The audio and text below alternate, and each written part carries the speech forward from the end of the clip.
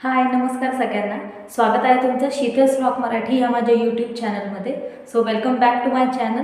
माझ्या राणीच्या वाव या व्हिडिओला तुम्ही छान असा प्रतिसाद दिला, त्याबद्दल तुमचे सगळ्यांचे मनपूर्वक धन्यवाद. तर आजच्या व्हिडिओला सुरुवात करूयात. तुम्ही पण माझ्यासारखे व्हेजिटेरियन आहात का? किंवा व्हेजिटेरियन शाकाहारी पदार्थांमध्ये प्रोटीनचे सोर्स शोधण्यासाठी तुम्हाला स्ट्रगल करावं लागतं का? तर हा व्हिडिओ तुमच्यासाठी आहे. तेव्हा व्हिडिओ स्किप न करता शेवटपर्यंत बघा. तर सगळ्यात पहिल्यांदा आपण प्रोटीनचं महत्त्व जाणून घेऊयात. निसर्गात 20 पद्धतीचे अॅमिनो ॲसिड असतात. अॅमिनो ॲसिड हा शब्द तुम्ही यापूर्वी नक्की ऐकला असेल. तर या 20 अॅमिनो ॲसिडपैकी 9 अॅमिनो ॲसिड जे आहेत ते आपल्या शरीराला आपल्याला आहारातून पुरवावे लागतात. म्हणजेच आपलं शरीर ते अॅमिनो ॲसिड बनवू शकत नाही. तर मग हे अॅमिनो ॲसिड्स म्हणजेच प्रोटीन कोणकोणत्या घटकातून आपल्या शरीराला पुरवावेत बरं? तेच या व्हिडिओमध्ये मी तुम्हाला आज सांगणार आहे. तर व्हिडिओ शेवटपर्यंत बघा. तर पहिला घटक आहे प्रोटीन सोर्सचा, तो म्हणजे सोया चंक्स. जनरली कुठल्याही ग्रोसरी मार्केटमध्ये इझिली मिळणारे सोया चंक्स जे आहेत हे प्रोटीनचा भरपूर प्रमाणात स्रोत आपल्याला मिळवून देतात. तुम्हाला 100 ग्रॅम सोया चंक्स मधून 52% म्हणजे 52 ग्रॅम प्रोटीन मिळतं. त्यामुळे आयदर तुम्ही सोयाबीनचे चंक्स हे स्नॅक म्हणून खाऊ शकता, भरपूर साऱ्या व्हेजिटेबल्स भाज्या टाकून त्यात स्नॅक म्हणून सुद्धा खाल्ले जाऊ शकतं, किंवा सोया चंक्सची करी दुपारच्या जेवणातही त्याचाही समावेश तुम्ही करू शकता. त्यामुळे सोया चंक्स हे बेस्ट ऑप्शन आहे प्रोटीनसाठी. दुसरं आहे तेच सोयाबीनपासून बनवलेलं पीठ. आपण जे गव्हाचं पीठ गव्हाच्या पोळ्या म्हणजेच चपात्या रोजच्या जीवनामध्ये खातो, त्या गव्हाच्या चपात्यांमधनं आपल्याला 12% प्रोटीन आणि 70% कार्बोहायड्रेट मिळते. म्हणजे या टक्क्यांवरून तुम्हाला समजलं असेल की जास्तीत जास्त त्या गव्हाच्या चपात्यांपासून आपल्याला कार्बोहायड्रेट मिळते. तर मग त्यात प्रोटीन ॲड करण्यासाठी आपण काय करायला हवं बरं?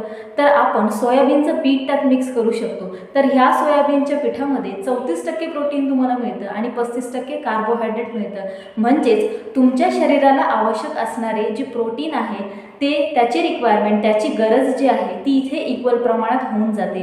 त्यामुळे हे पीठ सोयाबीनचं पीठ तुम्ही गव्हाच्या पिठात सुद्धा मिक्स करू शकता किंवा डोस्याच्या बॅटरमध्ये सुद्धा मिक्स करू शकता. तर सोयाबीनचं पीठ जे आहे तेही एक बेटर ऑप्शन आहे प्रोटीनसाठी.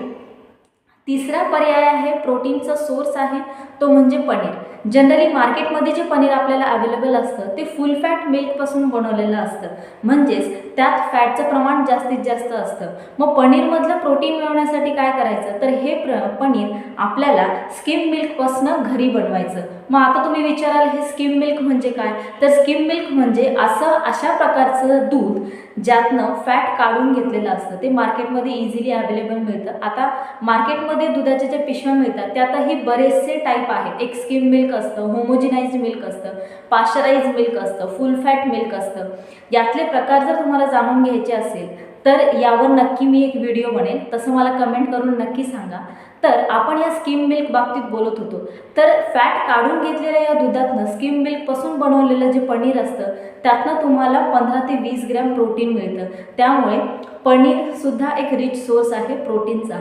चौथा घटक आहे प्रोटीनचा, ते म्हणजे डाळी किंवा कडधान्य. विविध प्रकारच्या डाळींचं वरण किंवा आमटी बनवण्याची पद्धत आपल्या महाराष्ट्रात आहे. मग ती मसुरीची डाळ असो, हरभऱ्याची डाळ असो, तूर डाळ, मूग डाळ, उडीद डाळ, या सगळ्या प्रकारच्या डाळी विविध टाईपचे मसाले यूज करून वेगवेगळ्या प्रकारे महाराष्ट्रात बनवले जातात. तर ह्या डाळींमधून सुद्धा आपल्याला 15 ते 20 ग्रॅम प्रोटीन मिळू शकतं. तर आपल्याला एक वाटी डाळ जी आहे, आयतर तुम्ही वरण बनवा किंवा आमटी बनवा, 1 वाटी डाळ जी आहे त्याचा समावेश दुपारच्या जेवणात नक्की करायला पाहिजे. दुसरी गोष्ट येते कडधान्याची. कडधान्याच्या प्रकारात येतं हिरवे मूग, मटकी, पावटा, चवळी, राजमा किंवा छोले किंवा मराठीत त्याला बोललं जातं काबुली चना. ओके, तर ह्या प्रकारात, या कडधान्याच्या प्रकारातून सुद्धा आपल्याला भरपूर प्रमाणात प्रोटीन मिळतं. मूग आणि मटकीचं बोलाल तर त्याला मोड आलेले मुगात आणि मटकीत जास्त प्रमाणात प्रोटीन आढळतं. त्यामुळे हे सुद्धा प्रोटीनचा बेस्ट सोर्स आहे. तुम्ही दुपारच्या जेवणात किंवा आयदर संध्याकाळच्या जेवणात राजमा किंवा काबुली चना याचा समावेश करू शकता. फक्त ते डाएटमध्ये घेताना याची काळजी घ्यायची आहे, राजमा आणि काबुली चना हे पचायला थोडं जड जातं, म्हणून शक्यतोवर त्याचा समावेश हे दुपारच्या जेवणात करायचा आहे. पाचवा प्रोटीनचा आपला स्रोत म्हणजे नट्स आणि सीड्स.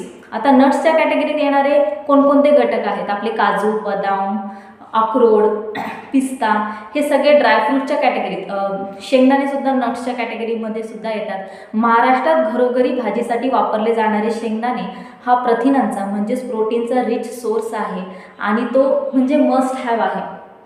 तर आपण तो सुद्धा वेगवेगळ्या प्रकारच्या भाज्यामध्ये मिक्स करून खाऊ शकतो।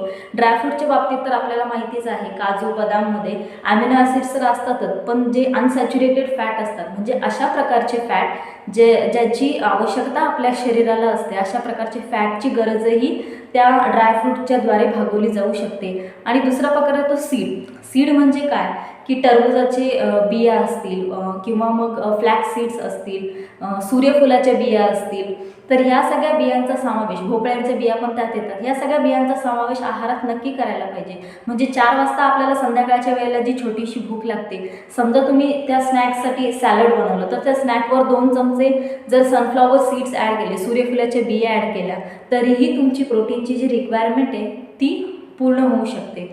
मग आता हे प्रोटीन किती प्रमाणात घ्यायचं ते जरा जाणून घेऊयात।